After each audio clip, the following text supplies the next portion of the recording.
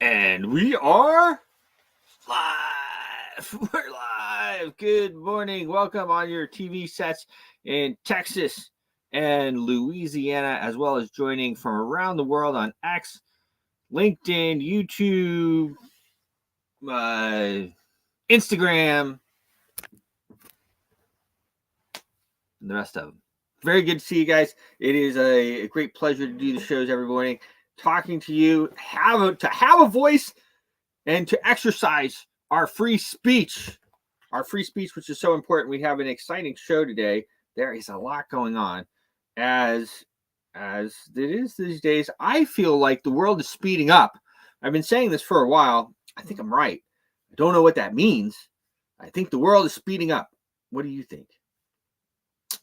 Jerome Powell will be, I'm sure he's already here in the district. He's already here in Washington, D.C., the central banking cartel's favorite guy. I guess he's their favorite guy. Jerome Powell. The central banking cartel's frontman, the chair of the Federal Reserve, Jerome Powell, will speak at the U.S. Senate today during one of their committee meetings. As well, he will speak tomorrow to Congress in one of their committee meetings. So, things that are queued up, of course, there's CPI numbers that are coming out later this week. He obviously knows what those CPI numbers will be. A lot of the, his inside crew obviously knows what those CPI numbers are going to be. We see a slight move up in the markets. We ended down yesterday on the Dow. It was up for most of the day. Dow futures are slightly up at the moment. Bitcoin had a fairly nice move up. I think, it's a lot going on. There's a lot going on. One of the businesses of the central bank is market making. I talk about it kind of over and over again because people don't really realize that. But it is true that is one of their jobs is market making. I mean, it's a self-proclaimed job, of course, but that is one of the ways that they reduce the circulating supply of money. So if they are, and they do it very well, crashing the commodities markets. So they will crash the commodities markets and remove U.S. dollars from circulation. And without going into total detail of that, if you don't think that removes the dollars out of the circulations, ask the traders. Do you have the money anymore? They don't. So that's one way that they do it. They are in the business of market making, as they call it, market making. Now we have a big push here now just a little bit over, and we're going to talk a little bit more about the markets as we move forward here. Gold is up, silver's up considerably. We'll see how that plays out as Jerome makes his rounds. Maybe he's watching this morning. These rascals always talking about us. We'll see as he makes his rounds in the U.S. Capitol Hill, as they call it here today. So that will be interesting. We'll be watching very closely at what these guys are saying. Elon Musk is pushing paper ballots. I mean, it is a pretty big push. This guy he's pushing. He is pushing. I mean, you got to hand it to the guy. I think that I won't say it's too early, too late. Elon Musk voting.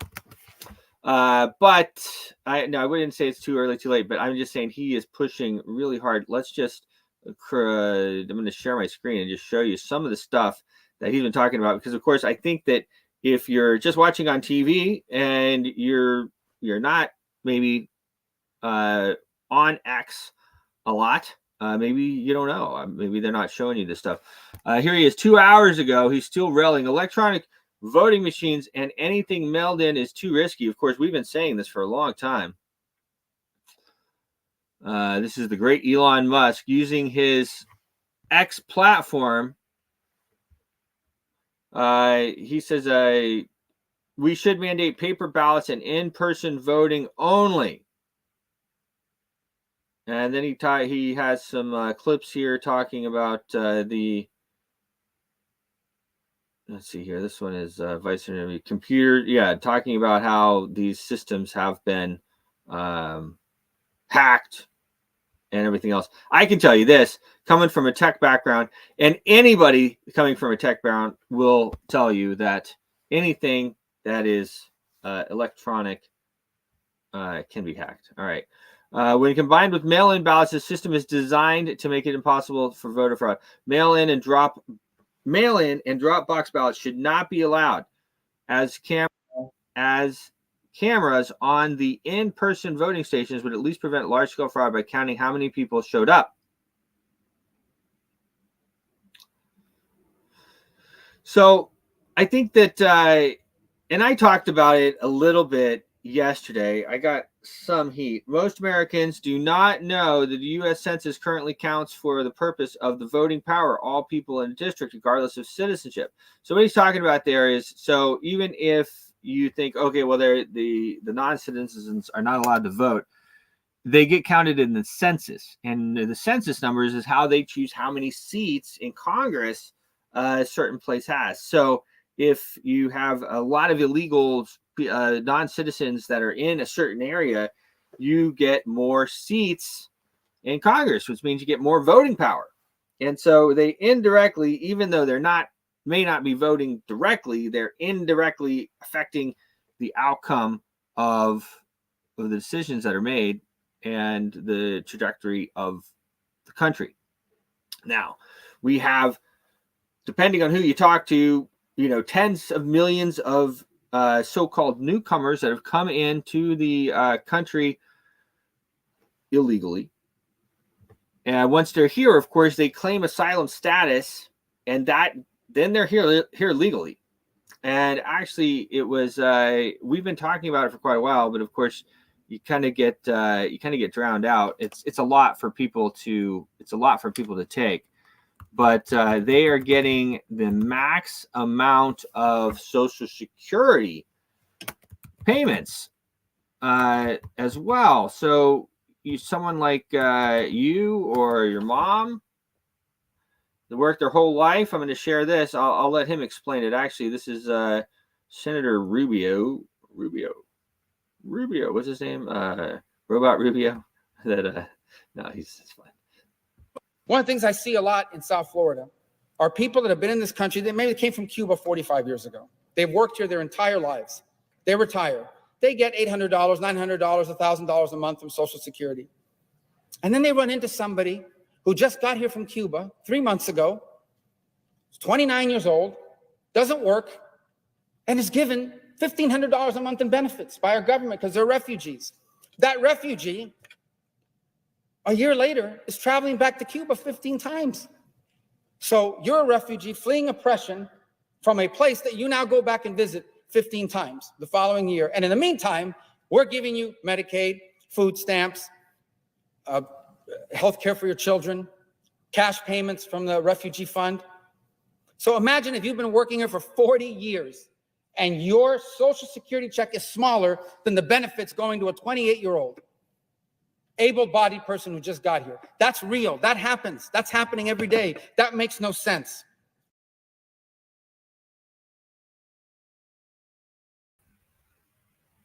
It's real. It happens. It makes no sense. I'm glad he went out there on the Senate floor and talked about it, because we talk about it. I've been talking about it for years. But of course, I'm not a senator, and I don't, that's the way it is. So he got up there and he just told you what's going on. And so they come in and they claim asylum, and then as a refugee, they're set for life. There's no end. That's the part that he didn't say. He did not say it. There's no end to those benefits. It's not like you get those benefits for 1 year as you establish yourself, or you get it for 5 years. And you hear your kids, they get all the medical and everything too. So while you're working as a slave, paying your bills, paying these high inflation rates that are paying for that, because remember, the government doesn't have any money. There's no money. When we were taught as a kid, I remember them telling us, we're going to take it from the Social Security Fund, or we're going to take it from this fund. There's no fund. All they do is say, hey, print us up some more money. And the central bank prints it up and charges us about 3% to get that paper money. And when I say paper money, it's digital too. It's 90% digital. Let's move on to the markets. We're going to dip back into this in a little bit. We have the great Matt Dixon. Matt Dixon is joining us. How are you, sir? Hey, good morning. I'm fine, thank you. Just want to know, quick question, Bruce. Are yes, sir. Refugees from the UK? Because Dude, I seriously doubt it. I want to come over as a refugee. I know. It's crazy. It's crazy. And it's funny too, you know, my brother, I don't know if whatever, but anyway, his you know, we rescued a girl from Ukraine. She was, as the bombs were dropping, you know, we got her out of there and basically paid for her life for a few years. And we might still be, I'm not sure. But it's impossible for her to come here. Wow. Yeah, no, it's like she can't come here. I don't know if they do it like a skin test, or I don't know what it is. I shouldn't say it like that. But I'm not sure what it is, but it was like almost impossible for her to come and get refugee status. And she was a refugee. Yeah, it's always the way. It's crazy. Yeah, but no, I mean, why wouldn't you come here? And that's why I tell people too, I don't blame these people for coming. I don't blame them. I would come too. You come here, you get your refugee status, you get your $1,500 a month and your medical and everything else. And then, like he said, you go back and forth and you travel the world with your little stipend. Mm-hmm.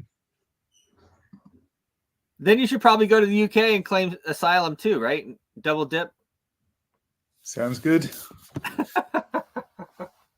I'm just going to move from where I am. I see. Yeah, it's not in your normal. No. Yeah. But hopefully, let's see how that is. Okay. Oh, that's interesting. Very interesting. Yeah. Matt is back in London, right? Back in the UK. Correct. Yeah. So it's a beautiful sunny day yesterday, and it's chucking it down rain today. So very typical English weather again. Yeah. But it's still good to be back from the Dubai heat. It's about 50 degrees over there now. It's about 15 degrees, probably 10 or 15 here. But It's good to just get a break from it. Anyway, so hold on. 50 and 15? Yes. Woo! This is Celsius, of course. I think if to translate that for people, I think that's about 75 or 80 degrees Fahrenheit and about 115 degrees. 120 plus. 15. Holy smokes, man. 15 is 122. Is that super hot? 50 is 122. That's mega hot. Yeah. I mean, actually in Dubai, they say if it goes over 50 degrees, all those migrant workers are actually not allowed to work when it goes over 50 degrees because it does go over 50. Obviously, it's dangerous. They actually have a few deaths because it's that hot. So it's not that, you know, it's in law now that, and also there's another law there that if they come to ask you for water, if anybody asks you for water, by law, you have to give them drinking water because obviously it's dangerous at those levels. Yes. So. Well, that's crazy. Well, I know those migrant workers, man, they work hard over there. They do. They are some really hard workers. And I mean, you go over there and you enjoy those buildings and everything else. They do good work too. Yeah. Yep. I was going to just dip back. I know we've done it before. Just looked at the Fibonacci and see there's some distortion. Let's hope it's better when I share screen. But I was going to look at the Fibonacci sequence once again because it's really, really important to trading. I'm just going to share my screen again. Hopefully it shares properly in this new location. And I'll go to there and we'll go. Fibonacci sequence I'm seeing, yep. Yeah, so hopefully you can see all of that. Yeah. So that's the Fibonacci sequence, and it wasn't Fibonacci who discovered it. It was actually way years back. I think it might have been India or maybe even Arabia. It's a long time before Fibonacci, but for some reason he managed to get the accolade for this Fibonacci sequence. And it's very simple. It's basically you just start with 0 and 1, and then you just add them together. So 0 plus 1 equals 1. Then you go 1 plus 1 equals 2, and then 1 plus 2 equals 3, and then 2 plus 3 equals 5. So you keep adding the two preceding numbers, and it gives you the next number. And then what's important is the Fibonacci ratio. So basically, the ratio of one number to the next is 0.618. So if you divide one number by the next, you get 0.618. That is the Fibonacci number. And here's the actual mathematical formula for it, but it's actually quite simple just to say you just keep adding these. So if you add these two together, you'll get 987 will be the next numbers. So you're adding 377 plus 610 will give you 987 for the next number, and so on and so on and so on. It goes to infinity. And the nearer you get to infinity, the closer it is to 0.618. And you can divide the two numbers further away, not just one number, but you can divide the next number and you get 0.382. And you get these various Fibonacci numbers by dividing adjacent numbers, or the one next to it, or the one next again. So these, you'd wonder, why is that so important? Well, when you combine it with what I've focused on for many years, called Elliott wave analysis. Elliott wave is a description of the financial markets. And basically, it tells you that the markets go the impulsive direction, whether it's up or down, but the impulse is in 5 waves. So you can see here wave 1, wave 2, wave 3, wave 4, wave 5. And then the corrective phase, which is against the trend, is basically ABC. That's the basic setup for for Elliott wave. Now, what's interesting is these waves, actually, you can see them in the charts. You can label them, and that's what Elliotticians do. They label the charts with these labels 1, 2, 3, 4, 5, and ABC. And there's slightly more complicated versions, but this is the basic.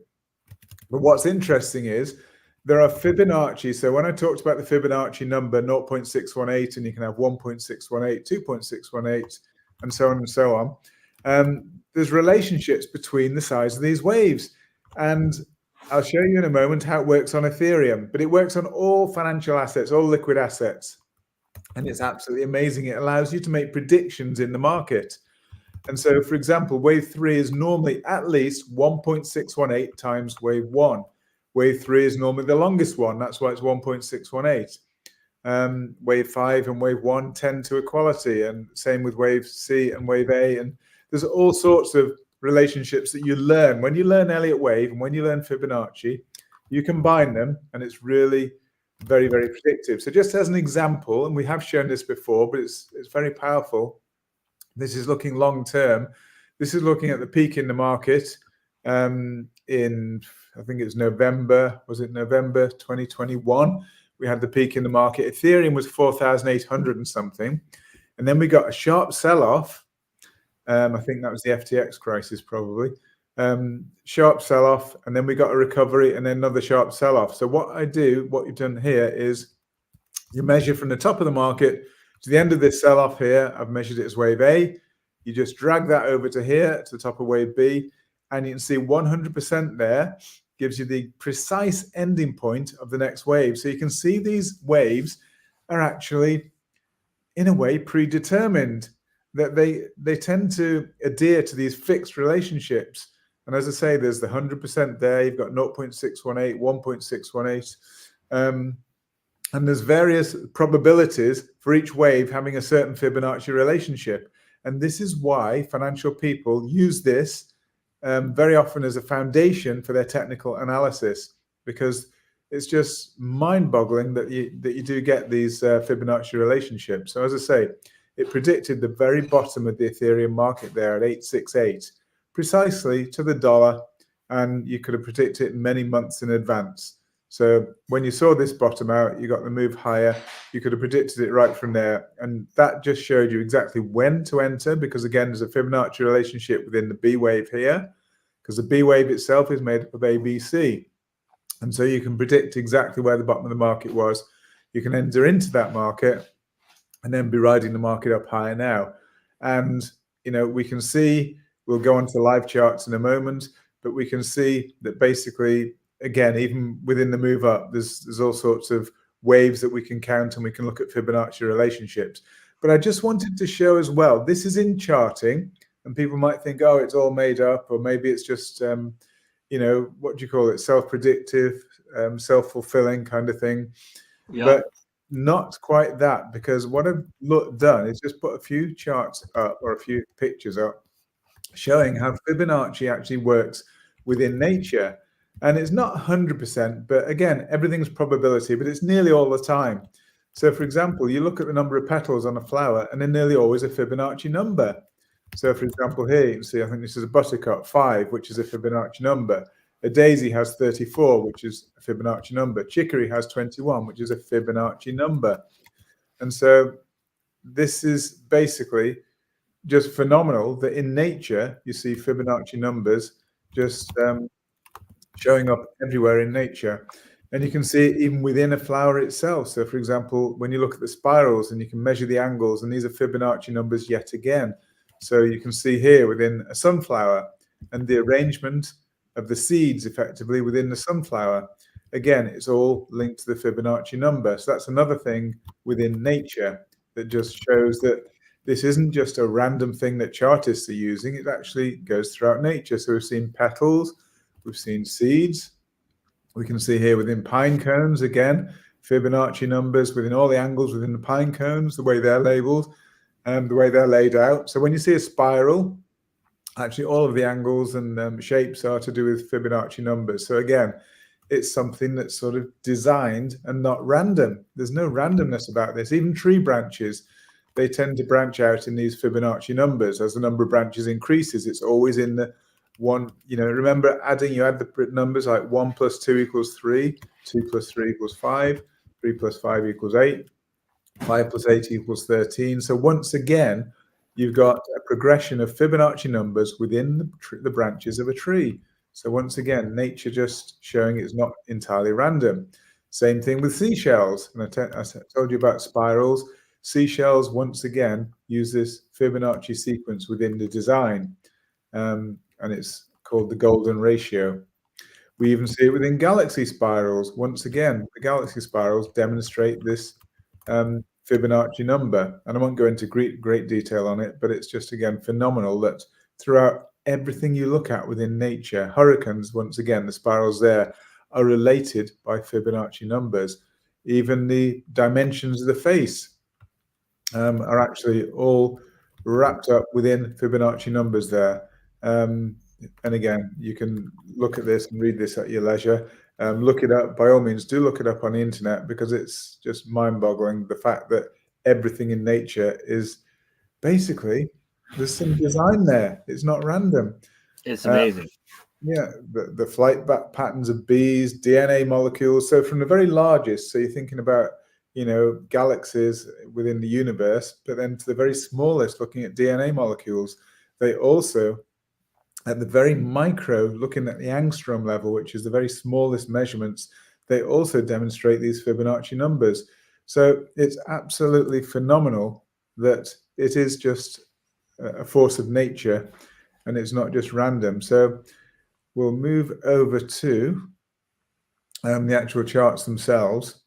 And I've already demonstrated this, so I'm just coming back into the Ethereum chart here. So we showed here that the move down was replicated with the next move down. That gave us a perfect sequence there. And I'm looking even now at Fibonacci extensions. And if you remember with the Elliott wave, I told you that you can have basically a 3, a 3, and a 5. That would be a flat correction. So what I'm looking at here with Ethereum from the low, we've got an ABC, which is a 3 waves. We've got some kind of ABC 3 wave for the B.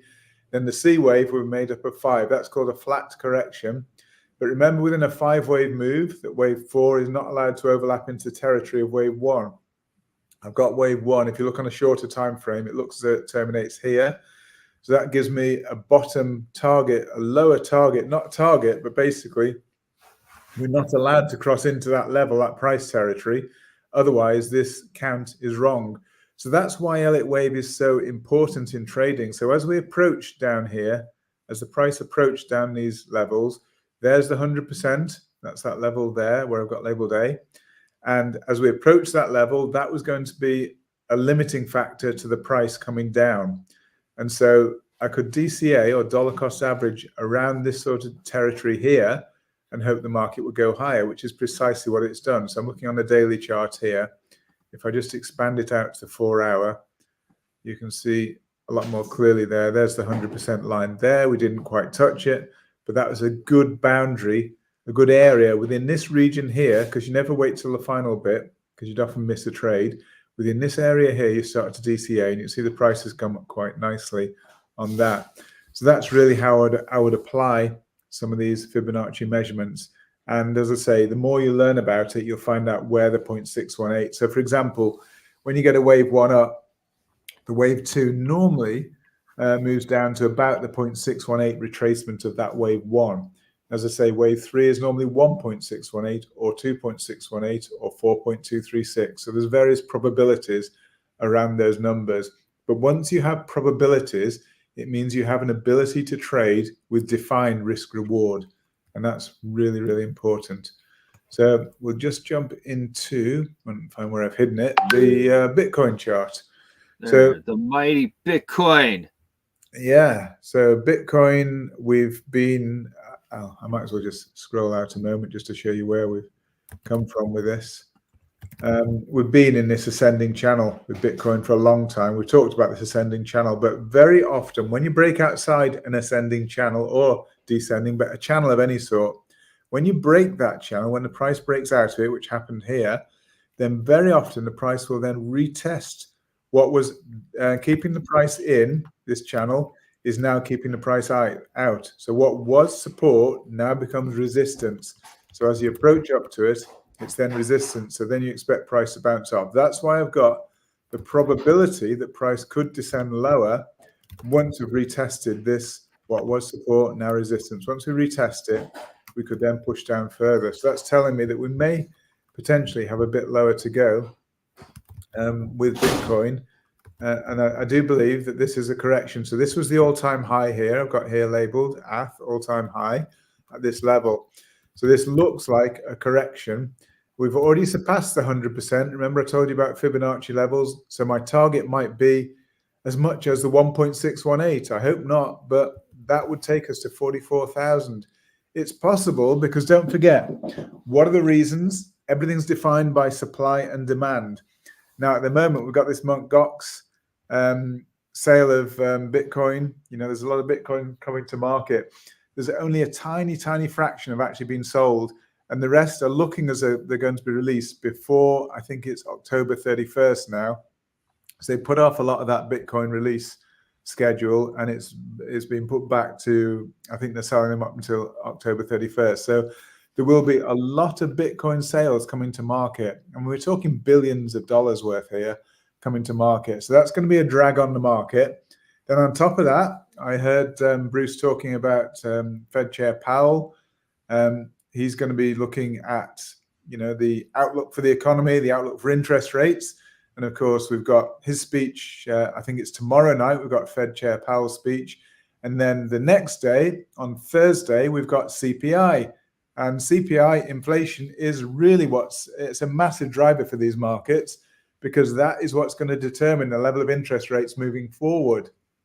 So CPI is expected to drop. I think it's 3.3, and they're expecting it to drop to 3.1. So if it comes out at 3.1, then probably the markets won't react too much to it. But if it's below or above, it's whether if it misses expectations, then it's going to be market moving, because the market has already factored in what they're expecting it to be. So the point is, does it miss expectation? If it misses on the downside, that'll be a big positive. If it were to miss on the upside, a big negative. So we'll be watching those inflation figures like a hawk, literally, to see what happens. And there seems to be some correlation. Actually, I'll just jump back to Bitcoin a moment again. If Bitcoin were to test higher, to retest this as I say, what was support now resistance, that would be around the 60,000 level. We're currently 57,000, so that's potentially 3 higher. That's 5 or 6% higher from where we are now, and then potentially some more downside. So we're expecting maybe short-term upside and maybe medium-term downside. So look at that in Solana terms and see if it carries over, because there's normally high correlation between different assets and different crypto assets, but even assets in different asset classes. But again, here we have potentially a wave 1 down, 2 up, 3 down, 4 up, and we can see here the 4 didn't overlap into territory of this wave 1, so it is allowable. Although, to be fair, it's quite a deep correction, but it is allowable. So potentially we may have higher to go to complete what I think might be an A, B, C correction for Solana. And just move wave 4 over to there to show you what I mean by this. So the wave 4 could have been complete here. That's where I had it labeled previously. But sometimes, and this is the uncertainty, particularly of corrections, sometimes that correction can be a bit more complex. So we could have basically, instead of ending here in 3 waves, we can have a larger 3 waves, basically an A, B, C. So if I move that to there, that would be A, down here somewhere B, and up here somewhere C, making up the larger wave 4. So that's why then there's a bit of confusion, and you can never quite tell with corrections whether the correction's over, whether it'll be slightly more complex.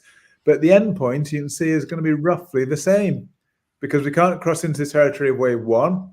We're expecting the end point to be somewhere around these sort of levels. So I'm hoping and expecting that Solana will push a bit higher, and that would correlate really nicely with my expectation for Bitcoin, a little bit higher and then potentially lower, before we then complete the overall correction. Same as Bitcoin. Bitcoin is looking to be in a bigger correction, but after the correction, we expect it to push to new all-time highs for Bitcoin, and new highs above this local high we had back in whenever it was. Just check when it was. The previous local high was back in March of this year at 2010. Sorry, 210. So $210. So I'd expect us to go beyond that level if we complete this correction. It all looks corrective. Again, if we scroll out a little bit, we can see the impulsive direction. If you remember when we looked at that Elliott wave count, you get 5 waves up, which is the impulsive direction. Then you get a correction, and this is a choppy correction to the downside. We may have a bit further to go before it's complete. Here's the target zone, and then push higher again to these new local highs. So whilst short term, there's going to be a little bit of confusion in the market, and that confusion is because the Fed don't really know what they're doing in terms of interest rates. You know, they're confused. They said 5 interest rate reductions, then 4, then 3, then 2, now 1. So the Fed don't know what they're doing, to be fair. When I say they don't know what they're doing, they're smart guys. But they can't predict the markets. Nobody can predict the markets, but it's all about risk, measuring the probability, and trading accordingly with your risk reward.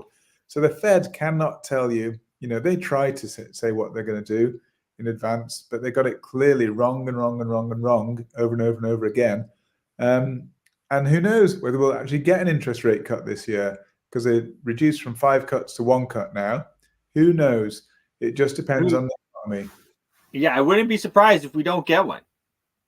Absolutely. I heard that some time ago, that a lot of people were saying we're not going to get one. A lot of smart people in the know said we're not going to get a rate cut. And it depends a lot. You know, the economy is definitely slowing a bit. I think we've agreed on that, you know, people on the ground are suffering. They've suffered with high inflation. They're suffering now with unemployment is beginning to rise now. There's a lot of negative headwinds now we're beginning to face in the US economy. But they can't drop rates because inflation is still too high. You know, even if it drops on Thursday to 3.1%, that's still more than 50% above the target rate, which is 2%. You know, 2%, 50% of that takes you to 3%. So we're still more than 50% above the target. So that's why they're not able to reduce rates, even though the economy is slowing a bit. So it means there's more headwind because you've got high interest rates, people paying mortgages, people paying loans, businesses paying debt. and even the government debt, they're having to pay very high rates of interest to refinance that debt moving forward. So it's actually massive headwinds for the economy, and it will have an effect sometime. And the effect will actually come in and probably hit really hard all of a sudden. And then when that happens, inflation will probably drop. Well, we hope will drop off, and will allow them then to reduce interest rates. And I suspect they're probably going to print more money, which isn't a good thing long term, because I don't think printing money is the answer to the problems. So it's looking rough. Yeah, I agree. They're gonna have to. It's a mess. It really is. Yeah. I have never seen. And the thing is, you look at it, and the fact of the matter is that we have more money in circulation than ever before. So it's not like we're just kind of beating the drums and it's business as usual. We just keep going further and further in debt to the central bank. Yeah, and there's an interest rate to be paid on it, and as you say, this has to be raised out of taxes. So the amount of spending, just printing more and more money, is not the answer long term. But short term for us anyway, as I say, we're seeing a correction to the downside. It may have a bit further to go, but these are potential DCA opportunities. And it does look as though this is corrective. So we should have new all-time highs to come, certainly with Bitcoin. So despite the sales that we've got with Mt. Gox, that's one of the main sales, but there's also some government selling off from criminal proceeds and so on. And that's one thing that's so good about Bitcoin and cryptocurrency. The government can track it. They can actually can get their hands on this. It's a lot more difficult with cash, when most of criminal proceeds and drugs money is all cash, fiat cash. People, they can't get their hands on it. But here, Bitcoin, cryptocurrency, it's all traceable. It's actually, people say it's used for crime, etc. Well, actually, criminals are probably pretty stupid to use Bitcoin because it can be tracked. And so Bitcoin is actually probably one of the safest ways to safeguard the economy and safeguard people. Just a couple of other ones we'll just touch on before we leave. XRP has had a bit of a push higher, but again, you can see overall it appears to be corrective. I actually think that we may just have a little bit lower to go. Same with short term, we're going to be chopping around these levels, but this looks like a correction to the downside. Once the correction is complete, we should then push up quite nicely to the upside. ICP has sold off really strongly again, but once again, this looks to be corrective, looks to be in three waves: some kind of B wave triangle, then a C wave to downside. Once the downside is complete, I think we should push up substantially. So I think it aligns nicely with our expectations on Bitcoin and Solana. And also, we gave some warnings the other day about BNB, because we broke this support level. We can see we had support all around here, and I said once it breaks this support level, you need to watch out below, and that's precisely what happened. But once again, this looks as though it's overall corrective, so we may chop down a little bit lower, but overall, we're expecting some good push higher there on BNB. And then just finally, dollar index has fallen off a bit. That's why we've actually had some recovery on Bitcoin. Bitcoin dropped to 54,000, remember, last week. We're now up at 57. So that actually aligns with DXY falling quite nicely. That gave us a boost on Bitcoin. And that looks reasonably impulsive to the downside. You see all these circles here? That shows overlapping. That says that's against the trend. Moving down here, it looks as though it's impulsive. I can't see so much overlapping. So potentially we have lower to go, as indicated by this arrow. And that might be good for us. A bit higher to go, as I said, with Bitcoin, Solana, and the rest. That would align with lower dollar index. Gold has had quite a nice push today. But even so, I still think that we're in the midst of a correction. There's so much overlap here. We can see this push up here is overlapping the push down here and the push down here. So it's all overlapping. That means it's still in correction territory. So I still expect probably we'll get at some point another push down, but longer term, it's actually looking bullish still. If this is a correction downwards, sideways downwards, then longer term, it's really positive that we should expect new all-time highs to come for gold. And just finally, we'll touch on oil. 1, 2, 3, 4, 5. I mean, potentially we've had 5 waves down there. So, yeah, maybe we'll see a bit of weakness on gold. I mean, we're seeing geopolitical tensions still there, but they're being ignored. But we will see demand coming down. I mean, I guess we're still in the summer season in America, so I'm not sure about what happens with demand there. But certainly, you said gold, but you meant oil. Oh, oil, sorry, yeah. Well, actually, they're highly correlated anyway, but anyway. They are highly correlated, of course. Highly correlated in my speech. But anyway, yeah, in the UK and in Europe, we spend an awful lot of money on heating in the cold seasons. And now in summer, we're not needing to heat the houses. So there's a lot less oil that's consumed. So that might equate with lower oil prices because there'll be less demand. So potentially we may have seen a bit of a turn here. And we did see, actually, we'd have to go back a little bit further. Yeah, I can't see any divergence here. I was looking for divergences, but I don't see any. There's no divergence in play now. That was eliminated. We had divergence, that was eliminated, because now, if you look from here to here, the price peaks are going up, but also the RSI peaks are going up. So there's no divergence in place there now. So that is no longer an indicator for us. So we just revert back to the candlesticks, which are actually showing quite negative structure there. So potentially we're going to see lower with oil. Anyway, overall, that's a quick recap. The Fibonacci stuff is amazing. Do Google it, and do Google the golden ratio, and try and combine it with the Elliott wave. That will tell you a lot about nature, a lot about the design behind nature, but also about how charting is not quite so random as people think. There's a lot of actual design behind the price action in different assets. So hopefully all very interesting. Hope that was useful. Sure. Yeah, and look forward to catching up tomorrow with a full market update. Amazing. Well, thank you so much, Matt. It is always a pleasure. Welcome back home. Yeah, pleasure to be here. Thank you, Bruce. All the best, everybody. Thanks for listening. Cheers. Well, there you have it, guys. That was a great market. That was a great market roundup. You know, the Fibonacci numbers are very interesting. And you know, in the universe, everything we know that, right? I mean, we went to school. We learned everything usually makes sense. It makes sense. Things make sense. Numbers make sense. It's one of the reasons I'm a big advocate of Bitcoin is that it's ruled by math. You know, Bitcoin, certain other coins. I focused a little bit on Polka Gold yesterday. I can do a little bit of that again.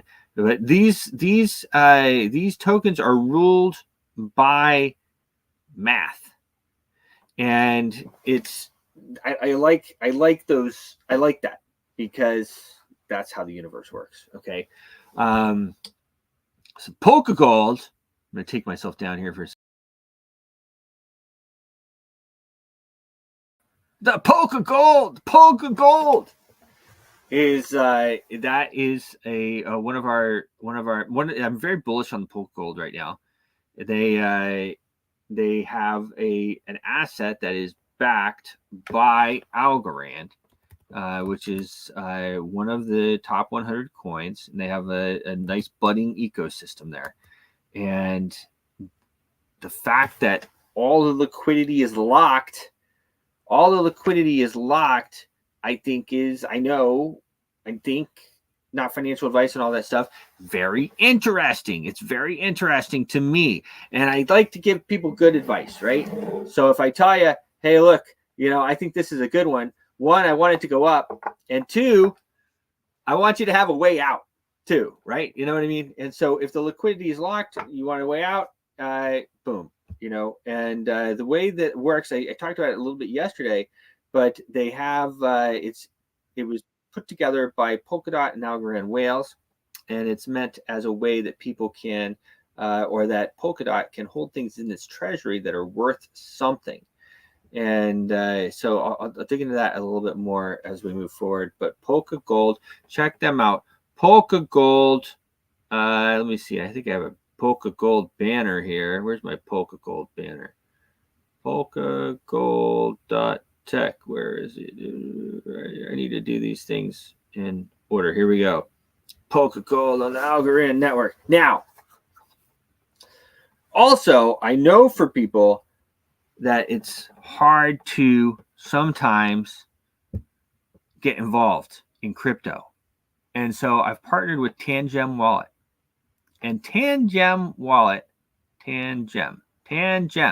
You use the code Impact Money to buy this hardware wallet. Okay, it's an offline wallet. You get your keys, not your coins, remember? So you get your Tangem wallet, and then you can put all types of different crypto on here. And I've asked them to put Polka Gold on there as well. Now, I've interviewed these guys a number of times. Maybe I'll play one of the interviews here and moving forward. But the Tangem Wallet, Tangem Wallet, check them out.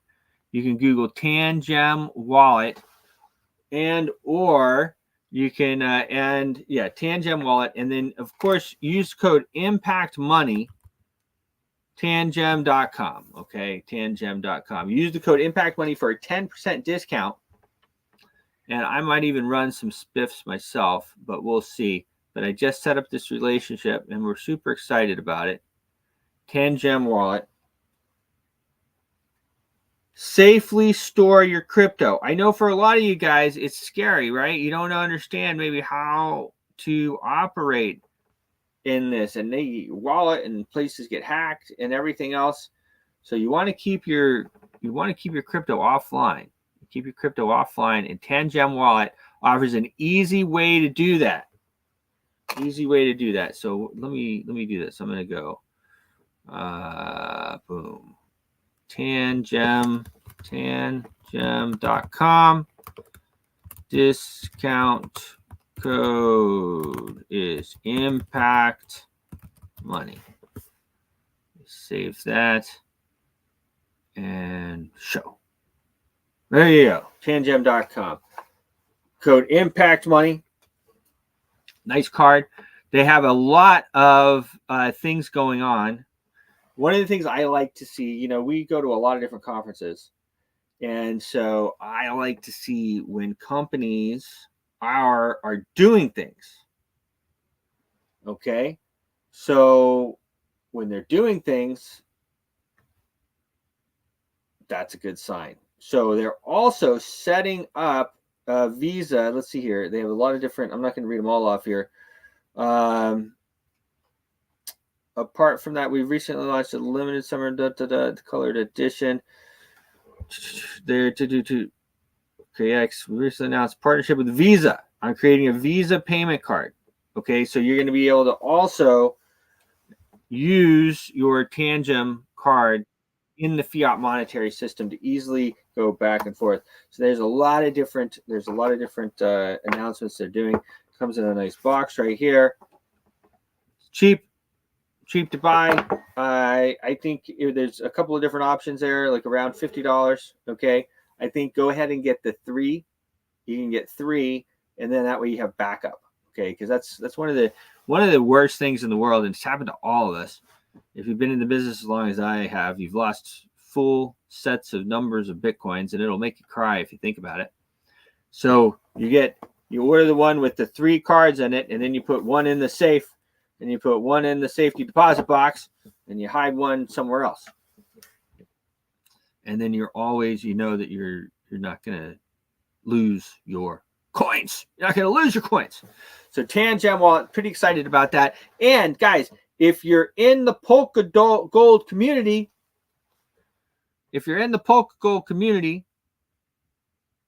I want you to go on to the Tangem Wallet Telegram and tell them to add Polka Gold.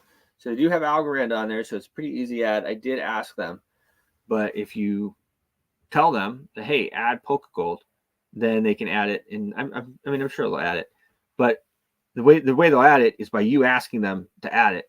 I asked them, but you go ask them too. You can go hop in their Telegram and do that, and then they'll add Polka Gold on there, and you can store your Polka Gold. The thing about Polka Gold is it should be a store of value, not financial advice and all that good stuff I'm supposed to say. should be a great store of value, and we'll go from there. So we have a lot of exciting things coming forward. Of course, Trump is supposed to. Okay, the word on the street is. Let me go back to my. Now that I'm off my soapbox about Pokemon. The word on the street is that Trump is in talks with Bitcoin 2024 to come speak. Now, that's going to be in Nashville, and that's going to be the 27th through the, let me just make sure I have the dates right here. ATC Google. Let's go to Google. Bitcoin Nashville. Now, if Bitcoin Nashville, this is Bitcoin that used to be that was always the 25th to the 27th of July this month, and I have a discount code for you. Discount code, of course, is Impact Money. Okay, the discount code is Impact Money. Now, this is like, consensus was probably the most important event of the year. But Bitcoin 2024 is right up there. It's massive event. This is a massive event. It's gone on in it's gone on in Miami for a few years now. I mean, just massive festival, tens of thousands of people coming. So this time they're throwing it in Nashville, Music City, USA. There might be an appearance of me singing the Rothschild's tax. Maybe.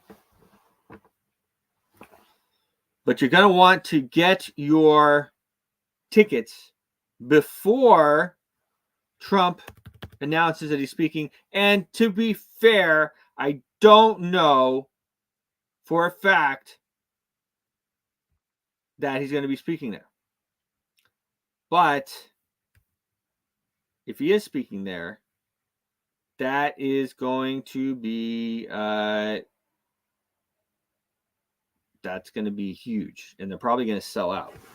So tickets are pretty cheap. They're only $500 or so right now. They are going to do a big price increase.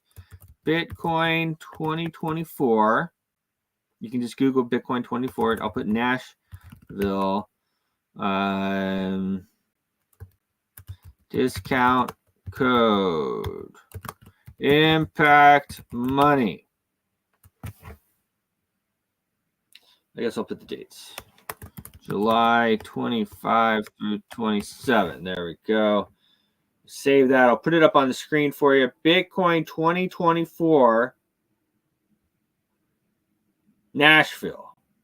I don't know if you've been to Nashville. Nashville's cool. I haven't been in a few years. Music City, USA. Nashville is cool. And if this thing turns into a Trump rally, if Bitcoin 2024 turns into a Trump rally, this is going to be massive. It's going to be huge. Wait, where'd my thing go? Here we go. I lost it. Where is it? Here we go. It will be massive.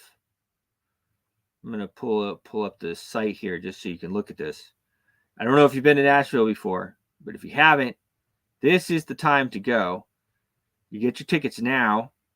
You can also, if you're watching on YouTube or something, you can follow the link, or LinkedIn. I have the link there. Actually, you know what I'll do is I will post right under my X account, because X is, of course, where I get most of you guys are on X, right? So let me just put that on here. I'm going to put right underneath my post my links for all the discounts and stuff we're doing here. Let me pause this. Okay. So we are always live on Crypto Cake YouTube as well. So remember that. All right, here we go. Boom, boom, boom, boom, boom, boom. Here we go. I'm putting this underneath my original post here on the Impact Money Show. I love the Impact Money Show. I'm having a great time. Okay, so right underneath my post, I am adding this. I'm also, here we are, Bitcoin Nashville So right here. Trump may speak at Bitcoin 2024 Nashville. All right, and so follow that. Sometimes, guys, and then I have the rest of them as well. Vegas discount code GLOW24. I have Money 2020 here. I have the Tangem wallet code with the discount. And that didn't quite come out right. So let me get that correct for everybody.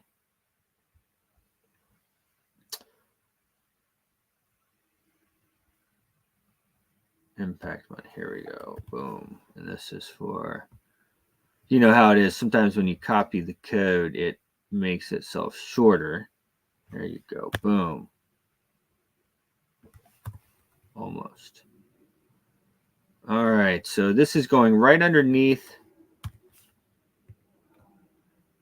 my post. Get yourself the Tangem wallet. That's the offline wallet.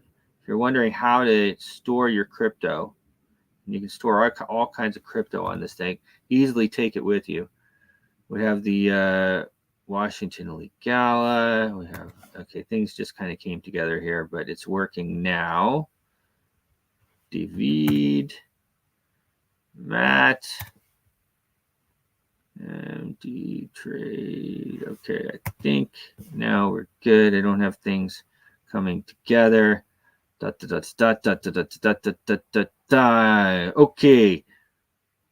I'm going to take off some of these. All right, whatever. Okay, so that's underneath my X post there as well. Let me go through this. So this is Nashville 25 through 27. Okay, and like I said, if Trump speaks at this, it's going to be insane. It's going to be insane. So right now, general admission is $299. You take your 10% discount on that, and you're right around $250, close to there. There is going to be a price increase. They emailed me yesterday and said, Bruce, we are increasing the price, and the price increase is coming soon. Here he is. Hey, Bruce, thanks for being okay. We are releasing our agenda on Tuesday, so I'll have more information later today, which probably will be on Friday.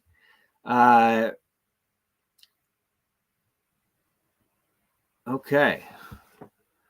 So, big push this week to get this out before the price increase. Okay, so $299 there. You have the Bitcoin Industry Pass, which is $749 admission. It gets you admission. It gets you also the Industry Day, entry in the world's largest Bitcoin Expo. And then, of course, you have the Bitcoin Whale Pass, which is $44.99. Okay, now, these prices, you know how this stuff works, guys. This will increase. This Bitcoin Whale Pass will probably end up being 10 grand. That usually is the price of a whale pass. All of these prices will probably double.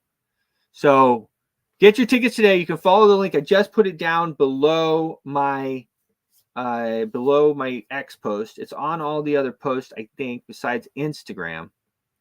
So Instagram, you may have to, if it doesn't work. Sometimes the codes are funny. When you put the codes in, they don't work. But when you follow the link, it auto-populates and it works. So keep that in mind. So it's the biggest Bitcoin conference in the world. They said it's moving again, meaning, I guess, now they're in Nashville. Tens of thousands of Bitcoiners. And maybe the great Donald Trump. The Republicans have made Bitcoin part of their platform. They've made it part of their platform. And so they're really pushing it. I would not be surprised. The rumors are that Trump is going to be in Nashville. Well, the rumor went out that Trump was in talks with a major event, a major Bitcoin event, to speak at a major Bitcoin event in July. And there is no other bigger, I mean, this is it. This is the one. It's not a different one. It's Bitcoin. It's Bitcoin. Bitcoin 2024 in Nashville. It's going to be a lot of fun. The venue is beautiful. That's the main field there. It looks like.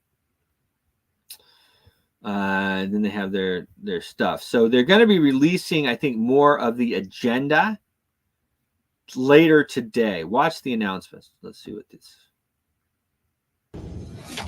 Thank you, Miami, for the last 3 years in this amazing city. The whole world shut down, but Miami welcomed us with open arms. We want to show Bitcoin to the whole world. We are taking the conference on the road to set the stage for Bitcoin in a new city.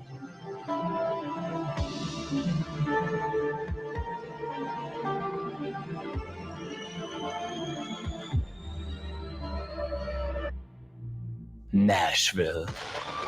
Bitcoin 2024 is coming to Nashville in Tennessee, a city that is known as a music and freedom city. Bitcoin 2024 in Nashville from July 25th to 27th.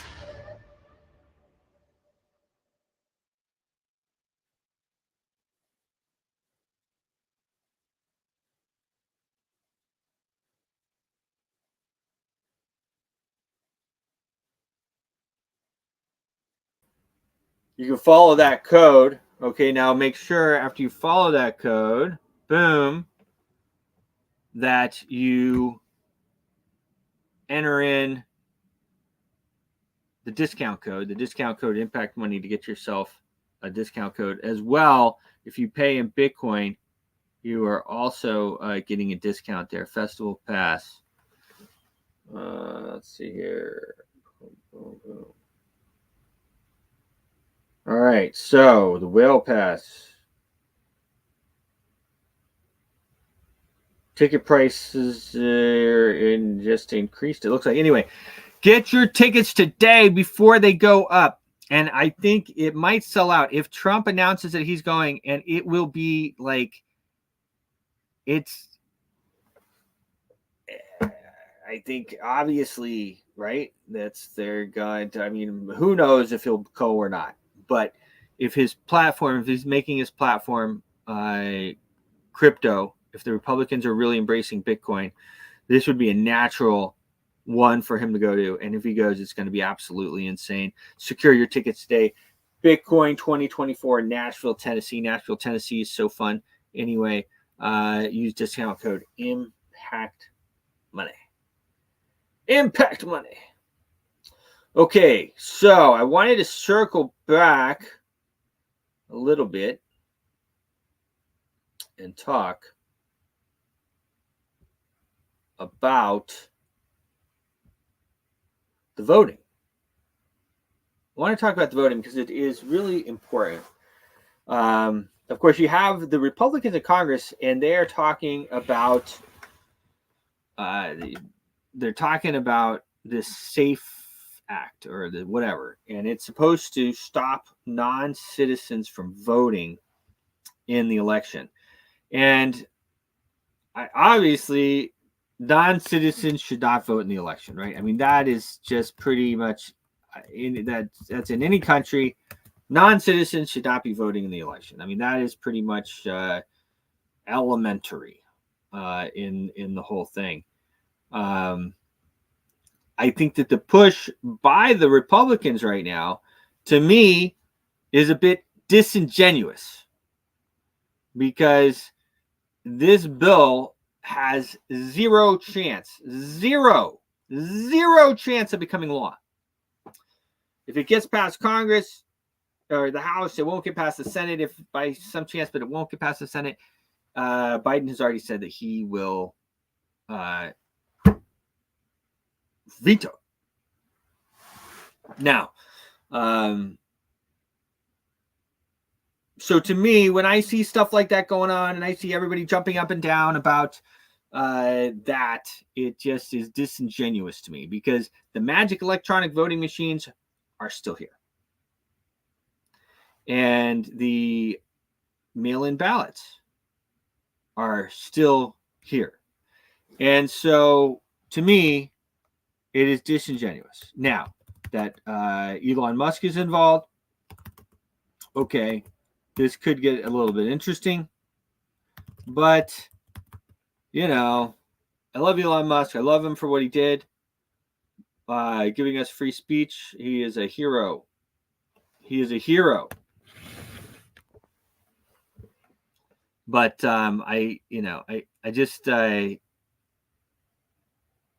we need to stop the magic electronic voting machines, and we need to stop the mail-in ballots, and we need to free the J6 hostages. Free the January 6 hostages. Let's see here. Testified. So a while back, I played a video, and it had one of the computer programmers that testified that the magic electronic voting machines were able to be hacked or made to make certain people win. And I am going to play that right now. Just going to pull it up on my my thing. Why did the Republicans do absolutely nothing? I said about the magic electronic voting machines. I've been talking about these magic electronic voting machines for a long time, as you may know.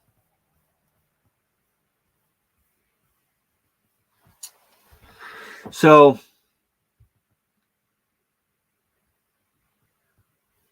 there was a lot of, let's call them irregularities, right? There were a lot of irregularities. Here it is. Here it is. I found it. Didn't take me long. Okay. Boom. Let me add this to the screen. This is a computer programmer testifying in court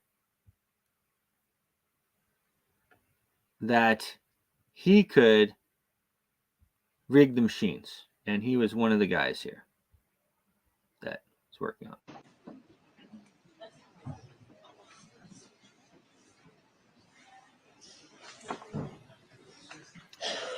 Computer programmer testifies he coded. Mr. Curtis, would you please state your full name for the record? My name is Clinton Eugene Curtis. And where do you reside? Tallahassee, Florida. And what is your profession? I'm a computer programmer. Would you please speak into the microphone so the audience can hear your testimony? I'm a computer programmer. Mr. Curtis, are there programs that can be used to secretly fix elections? Yes, How do you know that to be the case? because in October of 2000, I wrote a prototype for President Congressman Tom Feeney at the company I work for in Oviedo, Florida, that did just that. And when you say did just that, it would rig an election? It would flip the vote 51-49 to whoever you wanted it to go to and whichever race you wanted to win. And would that program that you designed be something that elections officials that might be on county boards of elections could detect? They'd never see it. Mr. Would you answer that question once again? They would never see it. So how would such a program, a secret program that fixes the election, how could it be detected? You would have to view it either in the source code, or you'd have to have a receipt and then count the hard paper against the actual vote total. Other than that, you won't see it. All right, Mr. Curtis, if you had been asked, you or others with your professional expertise had been asked to design a protected program that would protect the Ohio elections from against such software to fix the election, could you have done so? If we've been asked to make a program that can fix the election, sure, anybody can do it. No, could you have designed a program or a procedure or a protocol that would have protected Ohio against this kind of rigging? No, you have to look at the source code. You have to get probably programmers from both or all parties to look at the source code and determine if there's anything in there that shouldn't be there. I mean, it's a simple program. You're adding 1 to a person's total. It's 100 lines of code tops. All right, are you aware of whether there was any protective action in Ohio against this kind of vote rigging through where? I don't know. You don't know? I don't know. You were not asked to assist in the development of any protective system, is that correct? No, I was not. In Europe, have you reviewed at all the election results in Ohio? No, I haven't. Okay.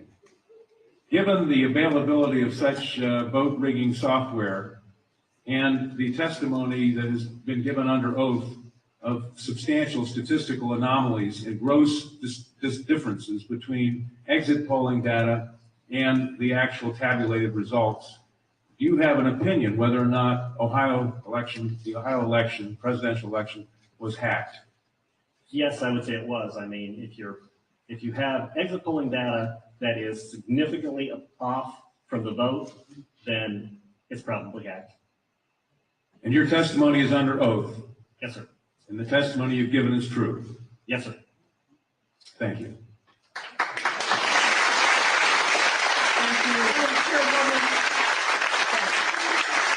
Congresswoman Stephanie Cartel. Councilwoman Waters and I have the same question. Back to the podium. Who did you say you were asked to prepare? I was asked by Tom Feeney. He's now a congressman. At that time, he was Speaker of the House of Florida, Yang Enterprises, which was the company I work for, lobbyist, and their corporate attorney. He wore a lot of hats. And at the time, he was the Speaker of the House of Florida. Is that what you said? Yes. Okay, thank you. Congressman. You say he was the lobbyist for the voting machine company at the same time he was Speaker of the House? I don't know what the voting machine company is. He was a lobbyist for Yang Enterprises. We had NASA contracts And Yang Enterprises did what? Computers? computers. Okay, and he was your lobbyist, your He was company. a lobbyist for that company, yes. And he asked you to design a code to rig an election Yes, while he was Speaker of the Florida House. yes, This was during or previous to the 2000 election? yes, October into September. And did he ever express why he wanted a code to rig an election? No, I immediately assumed that they were trying to keep you guys from cheating. So, so I wrote up the documentation on what you would look for in the source code, how you would make sure that you didn't get, taken advantage of, make sure that all voting machines had receipts, because that way you could back count the ones that looked a little funny. And I handed it. By receipts, you mean a paper trail? Yes, paper trail. And I handed that in to Mrs. Yang and said, here's your report, here's your program. And she said, you don't understand, we need to hide the fraud in the source code. Hide the fraud, not reveal the fraud. Not reveal the fraud, because it's needed to control the vote in South Florida, was what she said.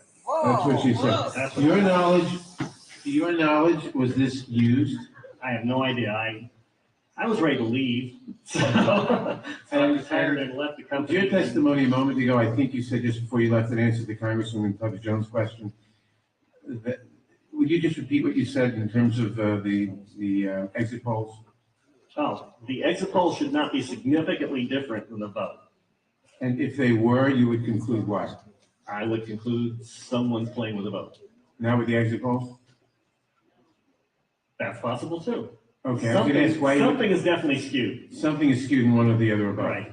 To select which one, you'd have to see where the problem is. Let me ask you one further question. Assuming for the moment that such software, that's what you call it, such software to rig a vote was used in one or more machines in Ohio or in Florida, could you today detect that if you looked at the source code? If you could get the machines and they have not been patched yet, I mean, once they get in and touch them, anything can happen. You can also set timers to that, but then you see the timers. Then you'd have to take those machines, decompile them, which I couldn't do, but possibly a Microsoft, an MIT, something to do. You might be able to see it. You might. Not necessarily. Depends on how good they are at destroying what they had.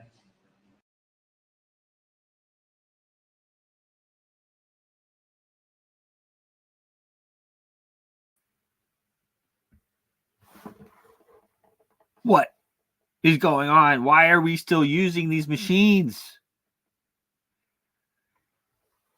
There's only one answer.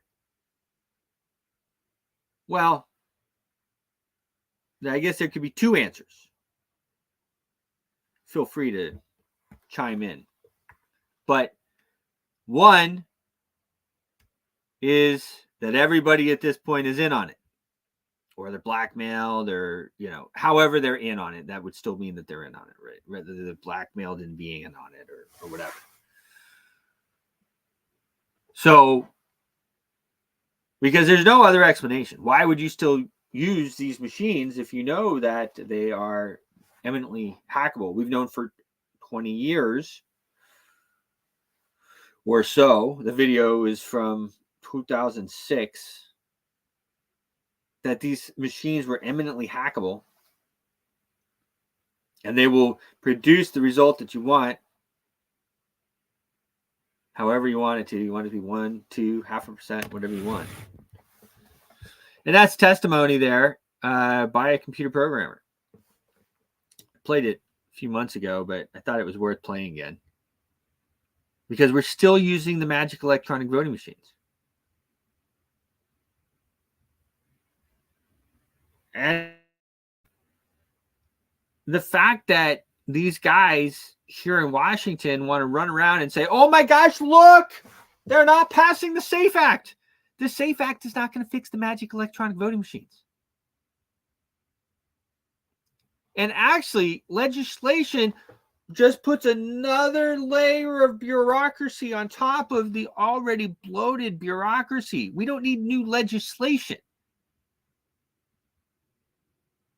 It's already illegal for non-citizens to vote in the election. You don't need more legislation for that. It's like a big farce. It's a total joke. Sometimes I wish that I didn't understand how things worked. Life would be easier.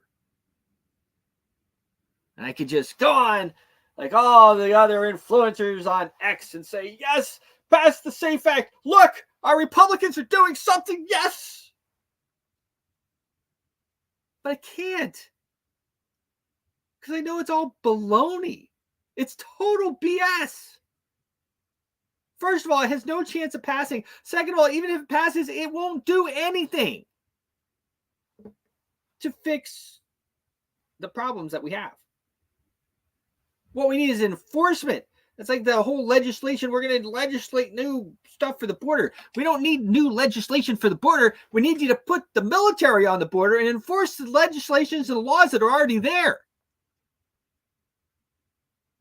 Of course, it's not popular here in DC to have these stances, but it is true, guys. It is true. Now, I also am a firm believer that we need to work with everybody. We need to work with everybody. So I'm not going to work with people or whatever else. And, you know, the feedback that I've gotten was, well, look, Bruce, this is how we're showing that the Democrats don't want to, or that they want the illegals to vote. This is how we're showing everybody. And my response to that is, we already know that. Like, who in the world doesn't know that? This is Obama years ago. Listen to him. People try to discourage you from voting. If you want to vote and you show up at your polling place, they can't stop you from voting. They can't stop you from voting. If people want to know how to vote, then you can go to iwillvote.com. The fact of the matter is that we give our power away all the time. You know, we tell ourselves, oh, it's hard, it's not going to matter, it's not going to count.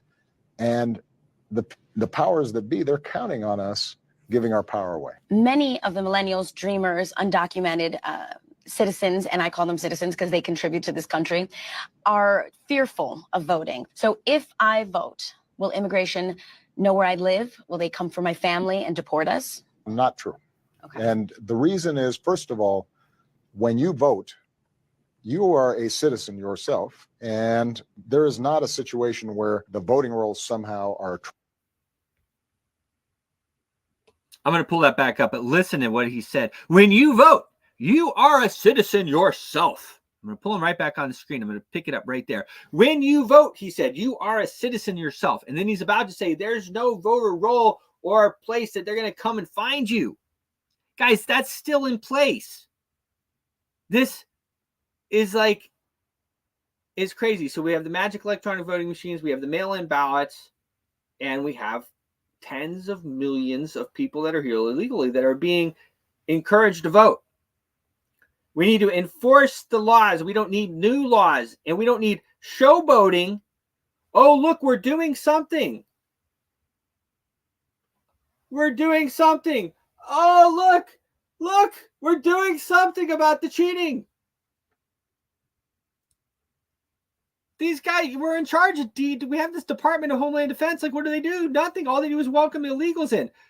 Tell the Department of Defense to go and mind the polling places. If somebody is too scared to go in and vote at a polling place, then they probably shouldn't be voting. What are they scared about? But of course, then they have the mail-in ballots and everything else.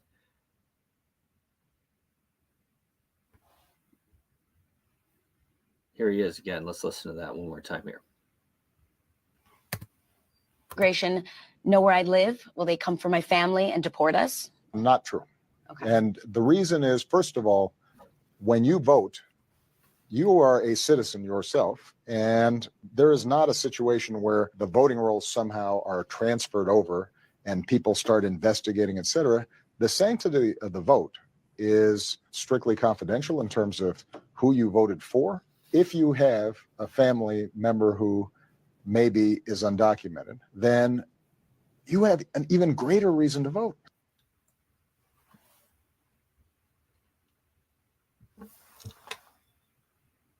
He's a good talker. He tells you it's okay to go vote. And then he finishes up with, well, if you have a undocumented relative, it's more important for you to vote. So we also remember we have all those tens of thousands of DACA kids. So they're not even counted in the illegals, the illegal numbers, north of 20 million, I think, that have come in since Biden. So anyway, that kind of set me off a bit yesterday because we need to get rid of the magic electronic voting machines. And obviously we need to protect the sanctity of the vote. We need a safe election. But to do nothing, to have control of the House, so much control of the House that you could actually even fire Gonzalez or whatever the heck his name was, Perez, the gay guy from New York, congressman that they all didn't like. They decided that he wasn't cool. So they fired him. They got rid of him. And then they put a Democrat in there. So we had so much of a majority in the House that we felt that we were safe enough to fire one of the guys that was voting in our ranks. Can't remember his name. You know who I'm talking about. So we've had control and we have done nothing. Like, it hasn't even been discussed. That testimony I just played was from 2006. Why aren't they doing testimonies now? There were all kinds of different testimonies and reports of flipping votes and everything else from 2020. Why aren't we talking about it? And there's only, like I said, the two answers. One is they're in on it, or two, it's money. It's all kind of the same thing, actually. It's only one answer. They're corrupted. And they're compromised somehow. Whether they did something or they took the money or whatever they did. But that is what we need to be focusing on. And the SAFE Act has zero chance of passing. Biden has already said that he's going to veto it. Now, I think that it's great that people are talking about it. But here's the thing, that the other part of even the RNC's problem here with how they're handling things. You look at the RNC, the RNC. Their plan appears to be, and I say appears to be, but like their plan is that they're going to go after anybody that cheats. They're going to go after the cheaters. And they're going to prosecute them in the courts that are cooked. The judiciary in this country is cooked. Look at what's happening to Trump. So, plus, they're going to push really quick to certify it. So let's say they do cheat and they put Sleepy Joe or whoever they're going to put in there. And then they're going to run to certify it. and then you're going to be tied up in the courts trying to fight it. Like, why? This is what I always talk about, being reactionary. But what kind of strategy is that? Stop the cheating. Don't let them cheat and then prosecute them and try to change the result. I mean, once the result is there, we saw last time, once the result is there, the result's there. It's very hard to change the result once it's there. To think that we're going to go after the cheaters and then change the result, that is a losing strategy. We need to stop the cheaters beforehand. We have three things right now. We have tens of millions of illegals. Of course, we have all the DACA recipients too. It's, I think, tens of millions there too. Okay. Probably north of 50 million, guys. I mean, let's be realistic here. And I know that is a crazy number. But tens of millions for sure. Then we have the magic electronic voting machines, which we just saw in the testimony. Even years ago, 20 years ago, they were saying that they could flip those things to do whatever they wanted. And then we have the absentee ballots, or now they call them the mail-in ballots, which are basically just very, very hard to figure out if the person was actually a citizen or if they're even alive. Like, how do you prove that somebody's not a citizen? They get an absentee ballot mailed to them. They fill it out. They send it in. How do you know that they aren't citizens? You don't know. You don't know. And those people, as we played in the other video, they're getting like $1,500 a month from Social Security, $1,500 a month. Nice stipend. They get to travel the world. You got $1,500 coming in, no problem. And that's for life. It's for life. Free medical. And this is not, I'm not making this stuff up. Finally, somebody, Marco Rubio, went on the Senate floor and confirmed what I've been saying for years. You come in, you claim refugee status, and you're set for life. I mean, $1,500 a month is not much, but you can probably survive on it. And your kids get free medical. You can work housing out of that. You can get free housing, free medical, $1,500 a month. Probably the more kids you have, the more money you get too. That's how the welfare system works. And then you can go around, do business, fly around the world, go back home, do whatever you want. There's no expiration date. It doesn't end. So then, like, of course, these people are going to vote to keep that. They're not even like Americans. It's not even like they grew up here and have family here and have some sense of belonging and some sense of, I want to keep this great experiment of freedom going. They don't know. They don't know. Maybe they know, but I mean, they don't have that. We have, like, I mean, my family's been here for hundreds of years. We were here from the beginning.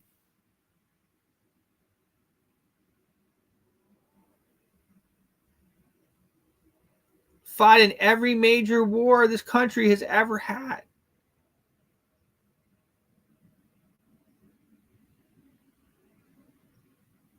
Of course, these people coming in are going to vote to keep their gravy train going. And then how even are we supposed to stop that gravy train? I mean, it's crazy. So anyway, enough of that for now. Switch gears and then I'm going to be done. Free the January 6 hostages. I have it going right down here on the bottom of my screen. Free the January 6 hostages. So the Supreme Court comes out yesterday, day before or yesterday or whatever it was, and they say that the Supreme Court, they said that they changed the insurrections to trespassing. And that should immediately allow us to free the January 6th hostages. immediately. Free the January 6 hostages. Free the January 6 hostages.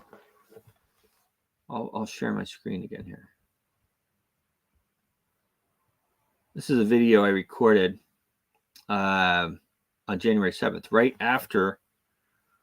after the January 6th. So the Supreme Court, Fisher v. U.S., changed J6 charges from insurrection to trespassing. Yeah, January 7th, never back down. Release the hostages. I just talked about that. I'm not going to play that right now. Maybe I'll play that another day. I just wanted to get the Supreme Court Fisher v. U.S. I'll repost that, and if you want to go on my X and watch it, you can. My friend Funky Town, Bruce, this is huge. How soon will the political prisoners get released? It's a good question. Very good question, my friend. They should be released now. So I just retweeted that. It'll be or reposted. That'll be at the top of my feed. If you want to watch it, that was recorded to January 7th, 2001, directly after I wanted to record the events, my recount of the events while it was fresh in my head. Free the January 6 hostages. So, and this is what this is why, so why these guys are running around talking about how they're so cool and they're trying to pass the SAFE Act. We're going to pass the SAFE Act and we're going to this and that and the other. These guys are rotting in jail. I mean, we're talking like young fathers and stuff. They got kids, man. They've lost like years of their kids' life. I can't even imagine. Free the January 6 hostages. Free the hostages. This is crazy. It should be the number one thing. SAFE Act has zero chance of passing.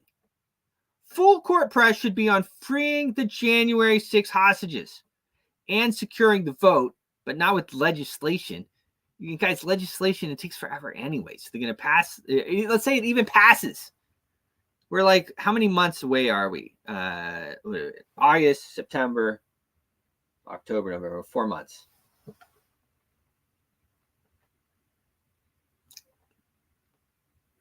This is Washington, guys. Yeah. But anyway, it has no chance of passing anyway. Free the January 6 hostages. Put DHS at the polling stations. Get rid of the mail-in ballots and get rid of the magic electronic voting machines. And that's how we can have a safe election. We don't need more legislation. It's all baloney. Anyway, it's always a pleasure, guys. Free the January 6 hostages. We should have been, and this is why I said it a while ago, and I'll say it again. This is why a lot of people don't, they're scared to work together. It's because we haven't done anything. We really haven't done anything. There's been no mass protest. We just let our brothers and our grandmas and sisters and everything get thrown in jail and kept in jail as political prisoners, and we didn't do anything, and we should be very ashamed of it. We should be very ashamed of it. It's a dark point in our United States history. But I am calling right now to release the J6 hostages now. Of course, I've been calling that for a long time.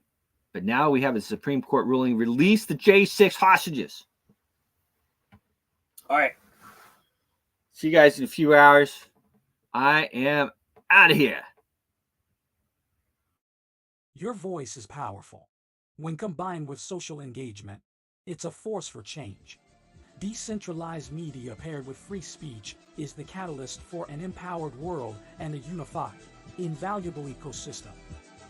Join Global Boost, become a champion of free speech, and help to reshape the future of media.